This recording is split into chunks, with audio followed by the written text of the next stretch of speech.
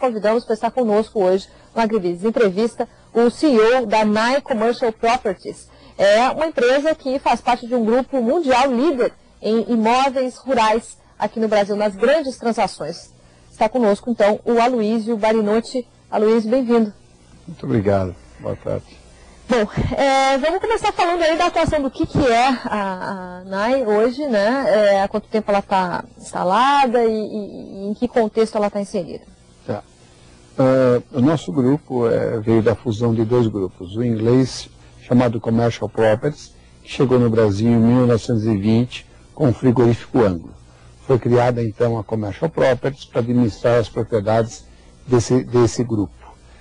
Nos anos 90, com a globalização desse setor, a NAI entrou no Brasil, se associando à Commercial Properties, e hoje a NAI Global tem no mundo 350 escritórios em 55 países, sendo os mercados mais importantes do setor de agribusiness o Brasil, Nova Zelândia, Argentina, Estados Unidos, Austrália e alguns países da Europa. Uhum. Então, aqui no Brasil, especificamente, vocês estão especializados na questão de propriedades rurais, digamos, de imóveis voltados à produção agrícola. No mundo, o perfil é um pouco diferente. No mundo o perfil é bem diversificado. Uhum. No Brasil nós temos outros setores, mas eu te diria que o nosso carro-chefe é o setor agrícola. É o que demanda 60% dos negócios gerados pela empresa. Temos uma equipe muito grande especializada nesse setor. O que tem se movimentado ultimamente aí, em termos de grandes negociações? Realmente elas estão acontecendo, as grandes negociações de imóveis rurais no Brasil? Ou em função dessa polêmica toda envolvendo legislação, aí os negócios estão um pouco mais travados? Até o final do ano passado, houve um grande volume de transações. As transações ocorreram em valores absurdamente altos, até inesperados, e de uma maneira bem veloz. Ao final desse ano e ao final do ano passado e no começo desse ano, a grande procura continuou, as consultas continuaram, porém o investidor, de um modo geral, principalmente o estrangeiro, se assustou um pouco com essas medidas que o governo anunciou. Uhum. Existem ainda medidas concretas, como sabemos, mas todos estão um pouco receosos em fazer alguns investimentos que possam no futuro ter algum problema, vamos dizer assim, né? Você disse aqui antes da gente começar a gravar o programa que mais ou menos 25% de todas as transações grandes aí de imóveis rurais, hoje vocês estão responsáveis, né? Nesse total aí, quanto que é de estrangeiro e quanto que são grupos nacionais? A maioria é estrangeiro? No nosso caso, eu diria que 65% a 70% são de estrangeiros, 30% a 35% de grupos nacionais. Uhum. Pela vocação da própria empresa, né? Alguns grupos nacionais, por já estarem aqui, conhecerem o Brasil muito bem, terem os seus grupos de advogados, terem sua própria equipe, não vem a necessidade de ter uma consultoria tão especializada como a nossa empresa. Grupos estrangeiros que não conhecem o país, têm várias dúvidas, com certeza precisam ser acompanhados mais para e passo. Por isso, do nosso volume, 65%, 70% são de grupos estrangeiros. E quem são esses estrangeiros aí? Porque alguns grupos tentam, de certa forma, até criar um mito aí, né, de que são inimigos, querendo levar nossas terras. Quem são eles? Por que eles estão investindo aqui? Olha, o Brasil tem uma vocação agrícola já, não é de agora, de muitos anos, né? Um país com terras de excelente qualidade, 3 safras ao ano, água abundante, CO2, quer dizer, não tem por que o Brasil não ser visto. 22% das terras agricultáveis no mundo estão no Brasil. Então, de uns anos para cá, o que vem ocorrendo, além de grupos famosos que todos conhecem estarem aqui, esses grupos foram buscar seus financiamentos fora do país, criando fundos.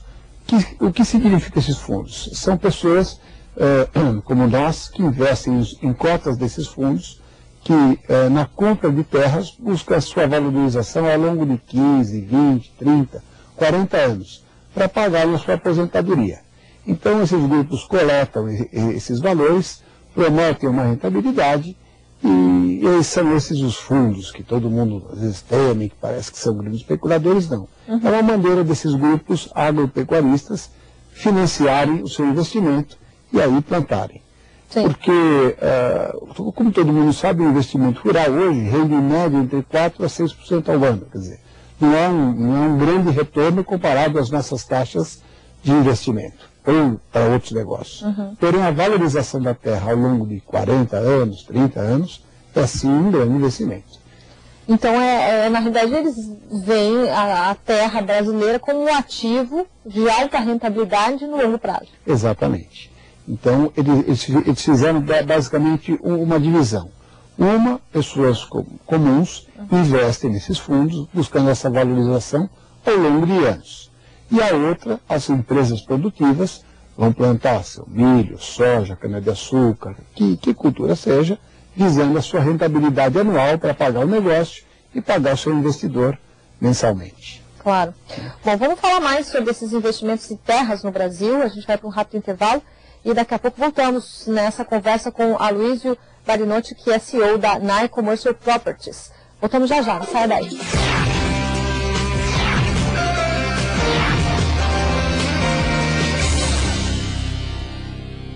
Estamos de volta com a AgriBusiness Entrevista, hoje falando sobre o mercado de terras no Brasil. Está conosco o CEO da NAI Commercial Properties, Aloysio Barinotti.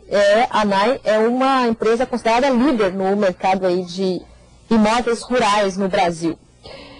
Bom, você tem uma experiência mais voltada a fusões, aquisições, ao ambiente corporativo mesmo, né? Sim. Como é que se une, como é que foi começar a trabalhar com essa área que na realidade acaba aí chegando na produção agrícola, agropecuária?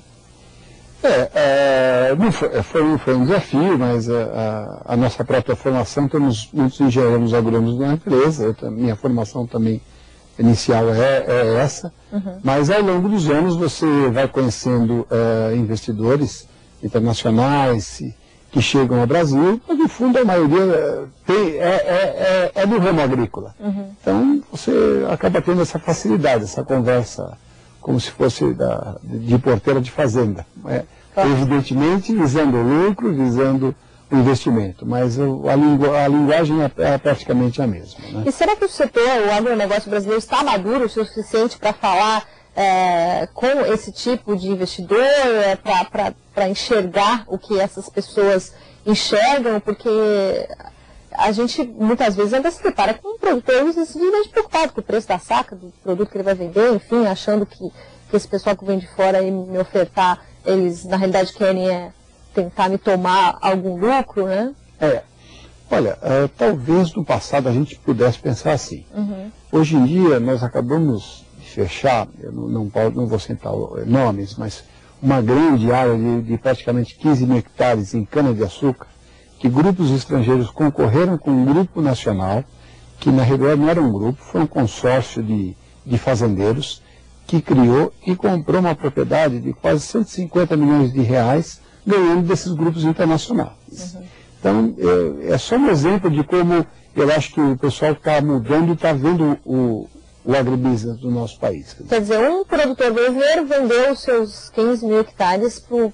Na realidade, era uma companhia já estabelecida, nos procurou, fizemos uma avaliação dessa propriedade, vimos quais seriam os possíveis players que poderiam comprá-la, e dentro desses dois estrangeiros se candidataram, mas na chegada final, uma associação de fazendeiros brasileiros decidiu comprar e comprou essa propriedade batendo os internacionais. Isso acho que talvez responda a tua pergunta no sentido que muitos já estão maduros para isso. Evidentemente, tem um ou outro que ainda é um pouquinho diferente, mas muitos já estão maduros, sim. E aproveitando que você citou aí cana-de-açúcar, quais são as regiões ou os produtos que mais são cobiçados no momento aí no mercado de terras? Sem dúvida, o etanol, que é uma grande produção e devido à demanda dos Estados Unidos e principalmente Japão, Europa, por esse produto. Terras também em Goiás, Mato Grosso, visando a produção de grãos. E além da bovinocultura de corte, são três áreas principais que esses investidores estrangeiros estão vendo o potencial brasileiro, né? Eu sei que vocês estiveram, inclusive, até na FEICOT, né, que é uma Sim. feira importante de pecuária. Como que foi essa experiência? Como é que foram recebidos aí pela comunidade dos pecuaristas? Foi uma experiência muito boa para a gente. Já tínhamos participado há alguns anos, mas esse ano eu achei extremamente interessante, porque além de grupos nacionais, existiam grupos estrangeiros. Voltando até aquela sua pergunta anterior, pequenos agricultores ou pequenos investidores nos consultando em relação a valores de terra, quanto a sua terra valia, quanto ele estava retirando por ano, quer dizer, fazendo uma conta econômico-financeira em relação ao seu negócio. Foi muito interessante ver isso. E a presença de vocês nesse tipo de evento é justamente para atingir quem?